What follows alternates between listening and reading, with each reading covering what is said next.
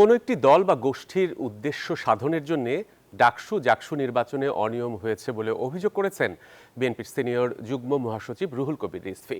বিকেলে রাজধানীর মিরপুরে এক দোয়া মাহফিলে এমন অভিযোগ করে তিনি বলেন, গণমাধ্যমের খবরে প্রমাণিত হয়েছে ডাকসু ব্যালট পেপার নীলক্ষেত থেকে ছাপানো হয়েছে। মাঠ সমতল না করে অসমতল রেখে বিশ্ববিদ্যালয় প্রশাসন সাধারণ ছাত্রদের প্রতারিত করছে বলেও অভিযোগ করেন তিনি। রিজভী বলেন, ডাকসু নির্বাচনের মতো আগামী নির্বাচনে উদ্দেশ্যমূলক ফলাফল হবে কিনা সেই শঙ্কা দেখা দিয়েছে।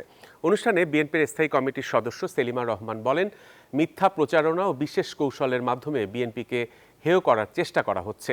ষড়যন্ত্র মোকাবেলা করে ধানের শীষের পক্ষে ঐক্যবদ্ধ থাকতে নেতাকর্মীদের আহ্বান জানান তিনি।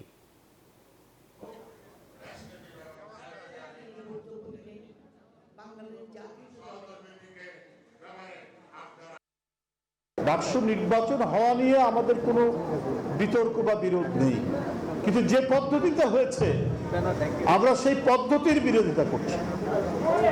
আমরা বলেছি যে মাঠ সমতল রাখা ছাড়া নির্বাচন করা উচিত নয়, কিন্তু ভাইস চ্যান্সেলর সাহেব মাঠ সমতল না করে অসমতল মাঠে তিনি নির্বাচন করে সাধারণ ছাত্রদেরকে প্রতারিত করেছেন। শেখ হাসিনা যে অনৈক্যের রাজনীতি, যে দুর্নীতির রাজনীতি, যে প্রতিহিংসার রাজনীতি, যে নানা রকম চুরি চামারের রাজনীতি প্রতিষ্ঠা করে বাংলাদেশের সমাজে আজকে মূল্যবোধটা সম্পূর্ণভাবে ধ্বংস করে গণতান্ত্রিক প্রতিষ্ঠানকে ধ্বংস করে গিয়েছেন, তার রূপ কিন্তু আমরা এখনো ভুগছি।